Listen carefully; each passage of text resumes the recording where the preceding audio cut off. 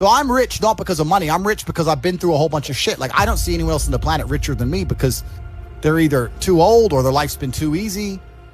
Like, I've had a very, very unique life, very, very eclectic life. I was born with the best possible start a man can have, which is good parents and no money. I've made all of my money completely myself the hard way.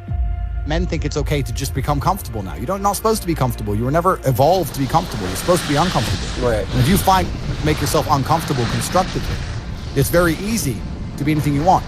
I don't see why people play the games. I find it amazing that people will sit there and spend all their time upgrading that character, making as much money as they can, getting the best guns, getting strong, getting important people, getting the best car. They'll do all that in a game, but they won't do it in real life. I find that incredible. They play the games because they're scared of loss, because if you die in the game, you get another chance. If you lose in the game, you get another chance. In life, you get one shot.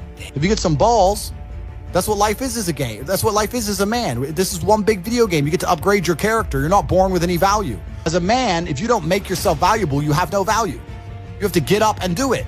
Just like a video game, you start with fucking zero. You have to decide if you want to complete it. You have to upgrade your character. So I find it amazing that men are going to play video games and fuck about and waste their time instead of upgrading their character. Everyone knows what to do. You know what you have to do. You know you're supposed to go to the gym. You know you're supposed to train, learn how to fight. You know all these things. You don't do them. That's your decision. It's your prerogative. I didn't make that choice. I made the choice to do it all. I decided all of it. And every single man watching this can do the exact same thing. When I tell people that you are the sum of the 5 people you spend the most time with, everyone agrees. They go, yeah, that's probably true. The 5 people you spend the most time with, that's what you're gonna end up like. They say, yeah, that's true. And then they continue to hang around with people who they don't want to be. Why? There has to be a point. There has to be a point where you sit and go, okay, you're my friends, etc., etc. I love you guys. Yeah, we can talk, whatever. But I'm on a different life path. You have to leave some people behind.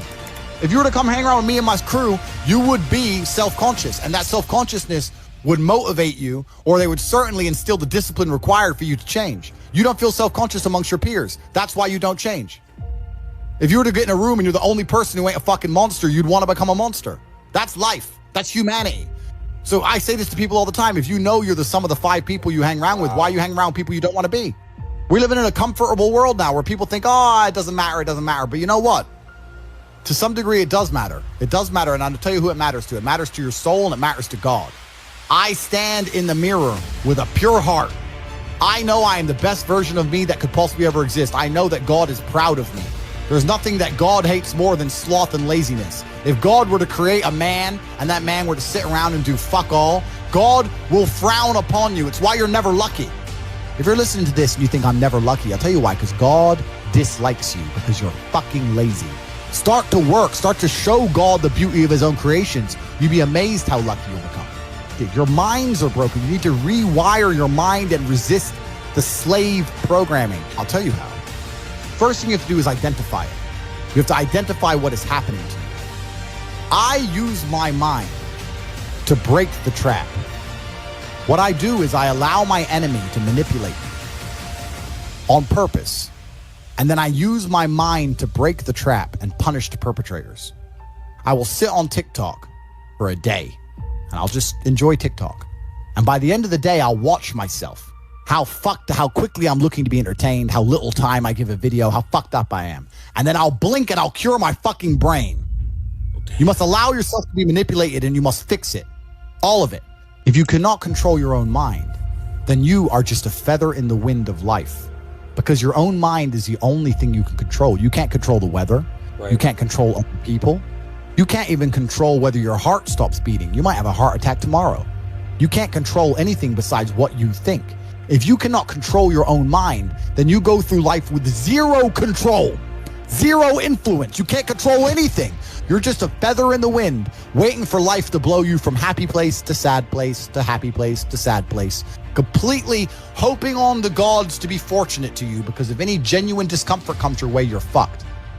It is trained like everything else in life. It is trained. So if you find yourself unable to focus or concentrate on tasks, you must blink and cure your brain. If you find yourself unable to go and dedicate yourself to something you don't want to do, you must blink and cure your brain. Because all of our minds have been under constant assault for years. The way the mind functions, the way people interact, has changed so significantly in the last 10 years you wouldn't believe. I can't imagine truly wanting to quit something and not being able to quit. Like, I could quit cigars today. Like, it wouldn't even plague my mind. Like, if I wanted to quit, I'd quit. I can't imagine a mind frame or a mindset where I want to do something and can't do it. Right. So it's almost difficult for me to answer that question, because if you have that kind of mind, if your mind is so fundamentally broken that you cannot do with your own mind what you want to do, like that, then you're just fucked, right? Life is hierarchical. There's always going to be kings and there's always going to be peasants. If you have a mind that you can't control, then you're never going to be a king. You're going to be a peasant. That's your life. You have a peasant's life ahead of you, and that's your destiny. Enjoy, right? There's always been peasants. That's life. But I believe that the important thing you can do as a man is to gain control of your mind. Once you have control of your mind, life is so ridiculously easy. It's so ridiculously easy. It's so easy to be in. People say to me, Tate, you're in good shape, but all you do is drink vodka and travel the world. You're never even home. You never even have a gym. How do you do it? It's ridiculously easy if you control your mind. If I decide to do 1,000 push-ups, I'll do them. Maybe I have to do them one at a time. Maybe I'll get tired. Maybe I need a break. I'm going to do 1,000 because I said I'm going to do 1,000. It's not fucking hard.